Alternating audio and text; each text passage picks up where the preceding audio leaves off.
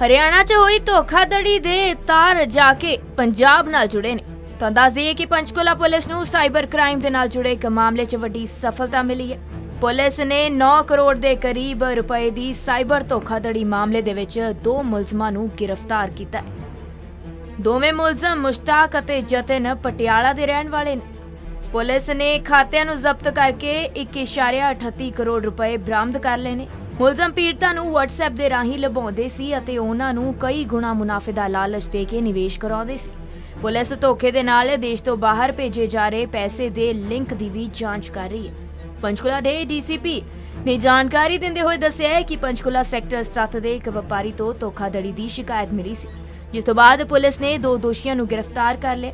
ਮੁਲਜ਼ਮਾਂ ਦੀ ਪਛਾਣ ਮੁਸ਼ਤਾਕ ਅਤੇ ਜਤਨ ਵਾਸੀ ਪਟਿਆਲਾ ਦੇ ਵਜੋਂ ਹੋਈ ਹੈ। WhatsApp ਗਰੁੱਪਸ ਦੇ ਰਾਹੀਂ ਪੀੜਤ ਬਣਾਉਣ ਦੇ ਲਈ ਵਰਤਿਆ ਜਾਂਦਾ ਸੀ। DCP ਦੇ ਅਨੁਸਾਰ ਲੋਕਾਂ ਨੂੰ ਕਈ ਗੁਣਾ ਲਾਭ ਦੇਣ ਦਾ ਝਾਂਸਾ ਦੇ ਕੇ ਠੱਗੀ ਮਾਰੀ ਗਈ। WhatsApp ਗਰੁੱਪ ਦੇ ਰਾਹੀਂ ਸ਼ਿਕਾਰ ਕੀਤਾ ਜਾਂਦਾ ਸੀ। ਧੋਖੇ ਦੇ ਨਾਲ ਪੈਸਾ ਦੇਸ਼ ਤੋਂ ਬਾਹਰ ਭੇਜੇ ਜਾਣ ਦੀ ਵੀ ਸੂਚਨਾ ਮਿਲੀ ਹੈ।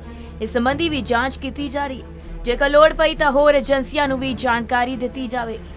जी, तो पंचकुला साइबर पुलिस स्टेशन में ये केस दर्ज हुआ था 3 जुलाई को। ये 9.5 करोड़ का साइबर फ्रॉड हुआ था, जिसमें जो फ्रॉडस्टर्स थे इन्होंने एक व्हाट्सएप ग्रुप पे हमारे जो विक्टिम हैं उनको ऐड किया और उनको बोला कि आप अपने पैसे इन्वेस्ट करेंगे तो आपके पैसे बढ़ जाएंगे, और उनको आश्वासन देते रहे कि आपके पैसे बढ़ रहे हैं। उनको ये बताया कि आपके 9 करोड़ अब 52 करोड़ हो चुके हैं और इस तरह से, और शुरू में कुछ पैसे भी वापस दिए ताकि उनका जो है कॉन्फिडेंस बना रहे। और बाद में जब इन्होंने अपने पैसे निकालने की कोशिश करी तो इनको समझ में आया धीरे धीरे कि इनके साथ साइबर फ्रॉड हो गया है। इन्होंने जब ये फ्रॉड रिपोर्ट किया national cyber crime reporting portal पे इन्होंने कंप्लेन लॉन्च करी, और फिर ये साइबर पुलिस स्टेशन जाके FIR दर्ज करी। तो उसके बाद 1.8 करोड़ मतलब 1.5 करोड़ से ऊपर 1.8 करोड़ फ्रीज़ अमाउंट हो गया था, क्योंकि इस हेल्पलाइन से अमाउंट फ्रीज़ हो जाता है। और साइबर पुलिस स्टेशन ने और ACP मनप्रीत ने ये अमाउंट कोर्ट से सुपरदारी करवाई है उनकी, और अब ये कोर्ट से रिलीज़ ऑर्डर भी हो गया है और उनको वापस होंगे। इसके अतिरिक्त हमारी इन्वेस्टिगेशन चलते रही, तो इसमें अलग अलग टेक्निकल तरीक़ों से ट्रैक करके 2 अपराधी गिरफ़्तार किए गए। एक मुश्ताक और जो पटियाला का रहने वाला है, और दूसरा है जतिन जिंदल जो भी पटियाला का रहने वाला है। जतिन जिंदल ने जो है वो इसके पीछे मेन जो कहते हैं एक तरह से मास्टरमाइंड का काम किया है।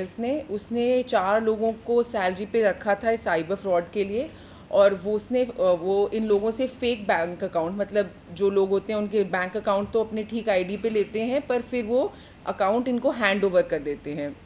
तो ये अकाउंट हैंड ओवर किए गए और इन बैंक अकाउंट में ही ये पैसा भेजा गया।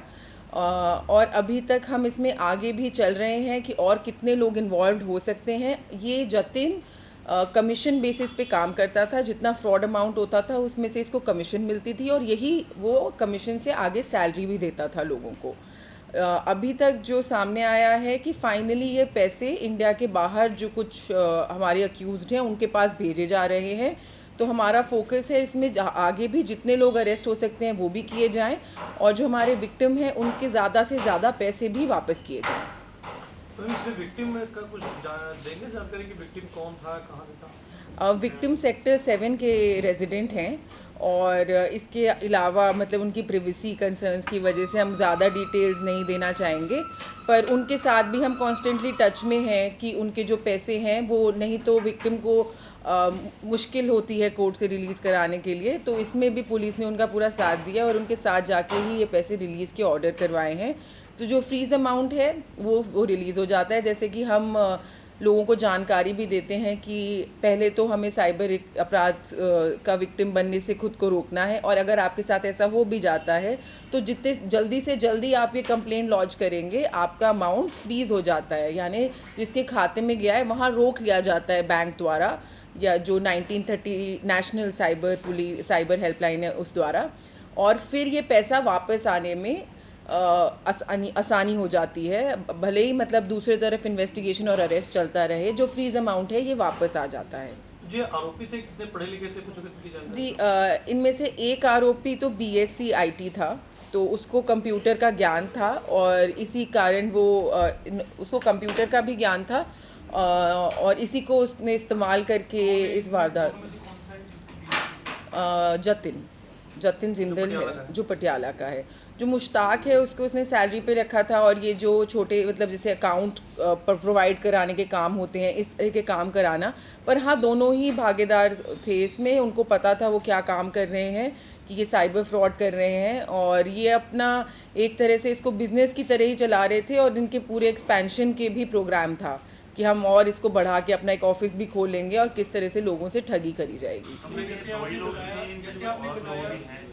आपने बताया कि ये बाहर भी भेज रहे हैं पैसा, क्योंकि कब से चल रहा है? जी अभी देखिए, पहले आपका बता देती हूँ कि अभी तो 2 लोग सामने आए हैं। इसके अलावा जितने भी लोगों को यहाँ से बैंक अकाउंट प्रोवाइड किया गया है उस पे भी हम जाएंगे कि ये भी हो सकता है और हमें फ़र्जी बैंक अकाउंट मिल जाए और हम लोग इन बैंक अकाउंट से और इन फ़ोन नंबर से अगर भारत में कहीं भी और ठगी हुई है, ऐसे भी बात सामने आ रही है कि हो सकता है और भी स्टेट्स की पुलिस इनको ढूंढ रही हो, तो ये लिंक करेंगे और इसमें 2 के अलावा जितने भी लोग होंगे उन तक पहुंचेंगे।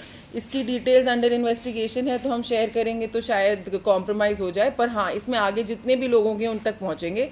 और दूसरे मैं आपके सवाल पे आऊँ तो ये जो पूरा सिस्टम है, ये जो बैंक अकाउंट्स हैं ये तो अभी प्रोवाइड करे गए हैं, पर हम जो व्हाट्सएप की चैट्स हो गई या पुराना कुछ डिलीटेड डेटा हो गया, इसको फॉरेंसिक एनालिसिस के बाद निकालेंगे कि ये पैसा कैसे मूव करा है, भारत के बाहर ये पैसा कैसे जा रहा है और अगर हमें किसी अतिरिक्त एजेंसी को भी इसकी सूचना देनी पड़ी तो हम वो देंगे।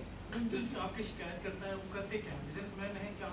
हाँ जी, वो बिज़नेस करते हैं जी। मैम इस टीम में कौन कौन लोग शामिल थे?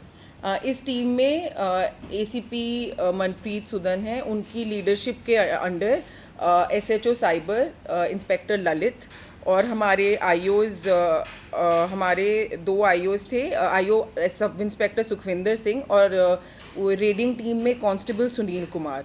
वैसे तो वो पूरा साइबर पुलिस स्टेशन साथ काम करता है, जैसे कुछ लोग अगर पकड़ने में थे तो बाकी लोग ये पैसे वापस दिलाने में थे, कुछ लोग ये कंप्लेंट को ऑनलाइन फॉलो अप करने में ताकि ये पैसे फ्रीज़ हो जाएं, बाकी लिंक, तो पूरा साइबर पुलिस स्टेशन साथ मिलके ये काम करता है। तो मैं कैसे लोगों को कन्वर्ट करता है कि कोई लिंक या ओटीपी? जी देखिए, ये बहुत एक नया तरह का फ्रॉड आजकल बहुत ज़्यादा प्रचलित हो गया है। इसमें ये क्या करते हैं, लोगों को एक तरह से लोभ देते हैं कि आपके इतने पैसे इतने हो जाएंगे। ये तो व्हाट्सएप ग्रुप के थ्रू कर रहे थे। कई बार ये क्या करते हैं, वेबसाइट फेक बना देंगे, पूरी की पूरी वेबसाइट ही फेक होगी। आप उसमें अपने पैसे निवेश करेंगे तो आपको दिखाएगा कि आपका, चलिए देखिए 1 लाख के 6 लाख हो गए, फिर शुरू में आप निकाल भी पाएंगे, 10,000 निकालने दिए, 20,000 निकालने दिए, तो आपको विश्वास हो जाएगा कि मेरा पैसा बढ़ रहा है, पर ये एक्चुअली बढ़ता नहीं है और एंड में जब आप अपने पैसे निकालना चाहेंगे तो वो बिल्कुल ज़ीरो हो जाएगा। कभी तो वेबसाइट बंद हो जाएगी, कभी व्हाट्सएप ग्रुप का वो नंबर ही रिस्पॉन्ड करना बंद कर देगा, इस तरह का कार्य होता है। इसके लिए आप क्या कर सकते हैं, कई ऐसी एप्लीकेशंस हैं, मोबाइल एप्लीकेशंस हैं जहाँ से आप स्टॉक्स या म्यूचुअल फंड खरीद सकते हैं, तो जो रजिस्टर्ड हैं उनसे ही खरीदें, पहली बात। दूसरी बात, आपका जो पैन कार्ड होता है उससे आपका डीमैट अकाउंट या सारे शेयर्स लिंक्ड होते हैं, तो आप जब भी चाहें या तो आप इनकम टैक्स की आपकी जो टैक्स इन्फॉर्मेशन सर्विस है उससे चेक कर सकते हैं कि ये पैसे सच में मैंने ख़रीदे हैं या नहीं तो म्यूचुअल फंड्स में कैम्स ऑनलाइन होता है, KAMS, उससे आप चेक कर सकते हैं कि मेरे नाम पे ये ख़रीद तो रहे हैं पर क्या ये मेरे पास आ रहा है, क्योंकि भारत सरकार के सारे सिस्टम अब इंटीग्रेट हो चुके हैं। तो आप जाके ये चेक भी कर सकते हैं कि जो आपको, अगर उन्होंने आपसे आपके ID डिटेल नहीं ली, आपका कुछ KYC नहीं करवाया, तो वो आपके नाम पे पैसे निवेश कैसे कर रहे हैं, ये भी एक सोचने की बात है। और जैसा कि साइबर क्राइम के लिए भी कई बार कहा जाता है कि अंग्रेज़ी में एक फ्रेज़ है कि too good to be true. अगर आपको कोई ऐसी डील मिल रही है जिसमें आपको लगता है कि पैसे बहुत ज़्यादा बढ़ गए या एक के मतलब 100 हो गए, 100 गुना हो गए, तो आपको इसके बारे में एक बार सोचने की ज़रूरत है। ये पुराना सिस्टम है, पहले इसको पॉन्जी स्कीम या पिरामिड स्कीम कहते थे, थोड़े पैसे डालोगे ज़्यादा हो जाएंगे। अब कंप्यूटर के आने के बाद ये साइबर के तरीके से किया जा रहा है। रिकवरी पे भी जुटे हैं। बेसिकली जो आपका फ्रीज अमाउंट है जो वापस ऑर्डर हो गए हैं कोर्ट से, वो रिकवरी अमाउंट ही है जो 1.38 करोड़ का है। कितनी ट्रांजैक्शंस में ये सारा पैसा गया? पहले 38 लाख की पहली ट्रांजैक्शन है जो मुश्ताक द्वारा प्रोवाइड करे गए बैंक अकाउंट में है, और फिर ट्रांचेस में ये ट्रांजैक्शंस होते रहे हैं।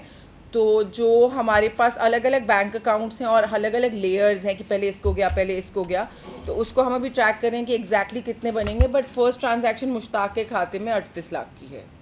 मैम इसके पहले भी कोई पंचकुला पुलिस ने इतनी बड़ी कोई रिकवरी कभी कराई या कोई ऐसा कोई केस आया है जिसको देखिए टोटल जो रिकवरी अमाउंट है साइबर थाने का, सारे केसेस मिला के वो काफ़ी ज़्यादा है। पिछले महीने मतलब जून के महीने में 16 लोग हरियाणा स्टेट के बाहर से अरेस्ट करे गए हैं, 8 लोग अरेस्ट करे गए हैं, और टोटल इस साल भी 30 लोग से ऊपर अरेस्ट हो चुके हैं। तो इनका जो कार्य है ये तो हम मतलब एक पर्टिकुलर केस इतना बड़ा अभी तक हमारे पास नहीं आया है। कई बार बड़े cases state level cyber police station भी डील करता है, तो ये साइबर थाने के लिए और पूरे पंचकुला के लिए एक अचीवमेंट है। पर अगर वैसे आप देखेंगे कंबाइंड तो इतनी रिकवरी की जा चुकी है, काफ़ी लोग अरेस्ट हो चुके हैं। और एक चीज़ जो हम नहीं नाप पाते हैं वो है प्रिवेंशन। जैसे इनको अरेस्ट करके हमने आगे कई लोगों के साथ ये ठगी होने से बचाई है।